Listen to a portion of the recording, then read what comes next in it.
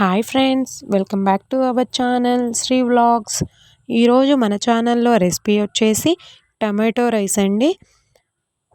పిల్లలకు lunch box గాను, ఇంట్లో ఎలాంటి కర్రీ లేనప్పుడు గాను ఈజీగా ఈ రెసిపీ అయితే ప్రిపేర్ చేసుకొని తినొచ్చండి.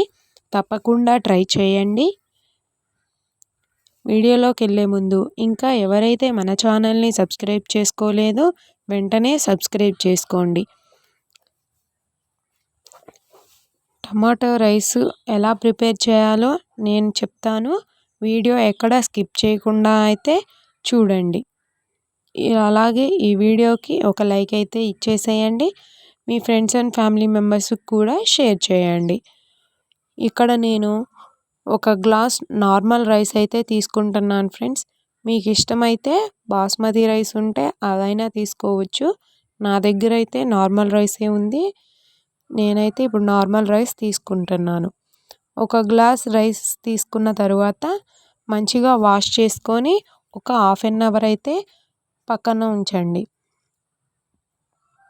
తర్వాత 2 ఆనియన్స్, 3 పచ్చిమిర్చి, 3 టమాటాలను అయితే తీసుకొని మంచిగా వాష్ చేసుకొని ముక్కలుగా కట్ చేయండి. ముక్కలుగా కట్ చేసి పక్కన పెట్టిన తర్వాత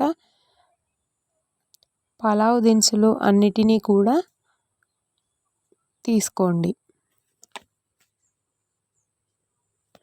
నేను ఇక్కడ టమాటాలను ముక్కలుగా కట్ చేసి తీసుకుంటున్నాను ఫ్రెండ్స్. మీకు అలా ఇష్టం లేకపోతే మిక్సీ జార్లో వేసి మిక్సీ పట్టి కూడా తీసుకోవచ్చు. ఇష్టం లేని వాళ్ళు అలా చేయండి. ముందుగా స్టవ్ వెలిగించుకొని కడాయినైతే ఉంచాను.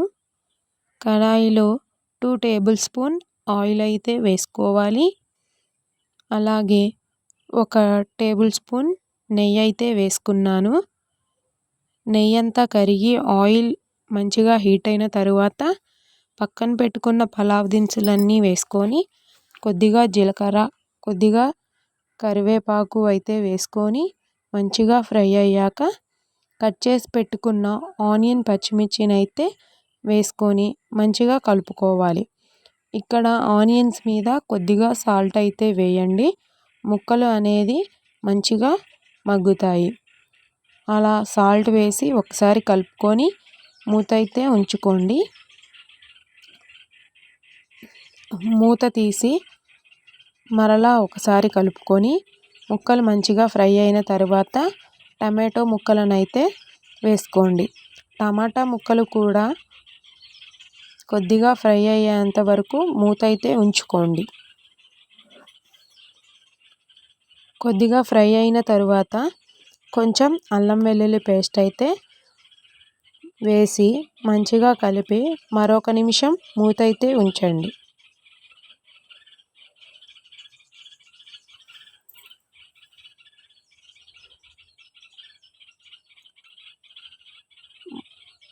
ముక్కలు మంచిగా మగ్గిన తరువాత కొద్దిగా ధనియాల పొడి, చిటికెడు గరం మసాలా వేసి మంచిగా కలుపుకున్న తరువాత ఇక్కడ మనం 1 గ్లాస్ రైస్ అయితే తీసుకున్నాం కదా ఫ్రెండ్స్.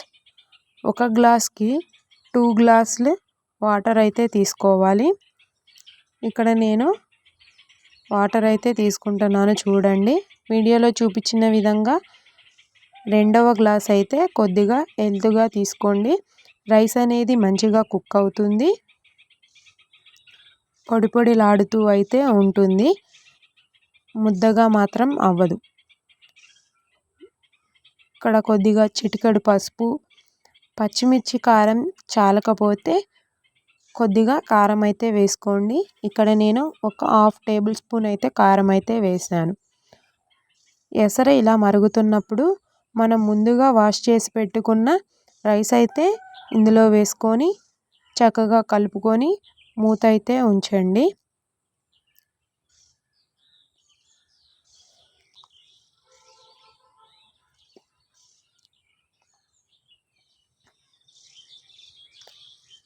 మరలా మధ్యలో ఒకసారి మూత తీసి ఒకసారి కలుపుకొని ఒక 10 మినిట్స్ అలా మూత అయితే ఉంచి వదిలేయండి.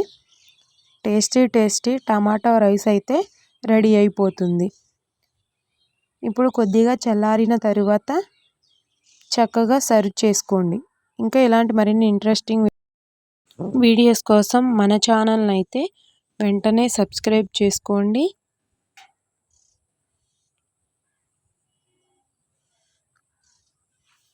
Okay friends, bye. Subscribe our channel. Keep watching.